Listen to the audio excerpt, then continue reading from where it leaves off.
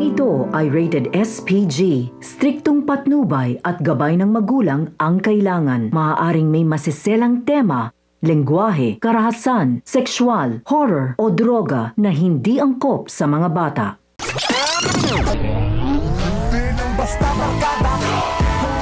Kikilala na nga natin ang bagong magiging kakampi ni Olga sa pamilya ng mga Montenegro matapos niyang sabihin na tuluyan ng pinutol ni David ang kanilang ugnayan dahil sa pagiging gahaman nito at kayabangan. Mas lalo ngang titindi ang kanyang galit sa oras na malaman niya mismo kay Bullet na si David pala ang siyang pumatay sa kanyang anak na si Bubbles. At kung paano niya malalaman ay yan ang ating aalamin sa bidyong ito. Sa bahay ng mga dimagiba ay sinabi ni Rigor na nahuli na ang pumatay kay Coach Gary at patay na ito.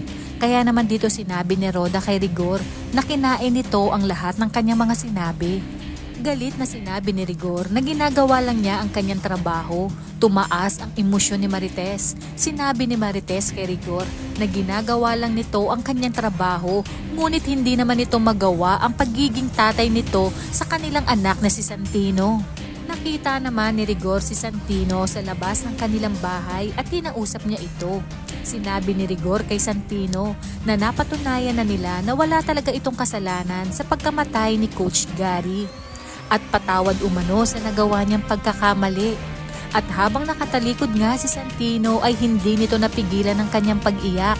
Sinabi ni Santino sa kanyang ama na hindi siya magpapasalamat at hindi niya ito mapapatawad. Hindi nga nakakibo si Rigor sa mga sinabi ni Santino.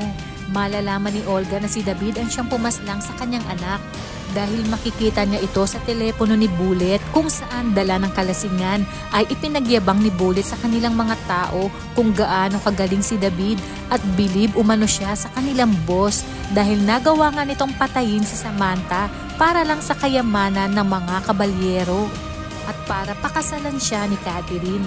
Kaya naman dito halos manglumo si Olga na makita niya kung paano walang awang pinatay ni David si Samantha. Kung kaya't hindi siya makakapayag na hindi mapatay si David.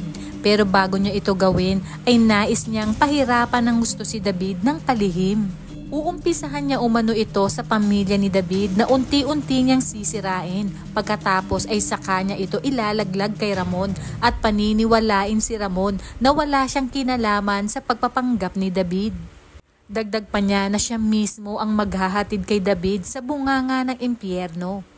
Samantala humingi naman ng tawad si Tanggol kay Madonna.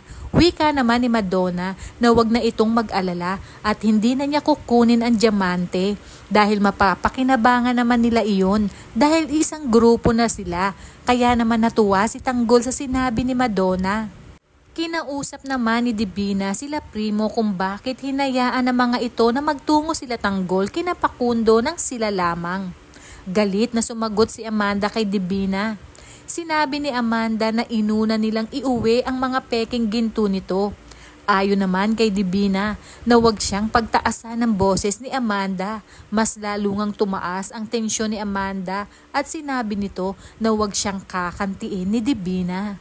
Kaya naman kapamilya, kung bago ka pa lang sa aking channel ay mag-subscribe ka na at i-click mo na rin ang bell icon para updated ka sa pinakahuling kaganapan sa paborito mong teleserye, ang FPJ's Batang Quiapo. Hanggang sa muli, salamat!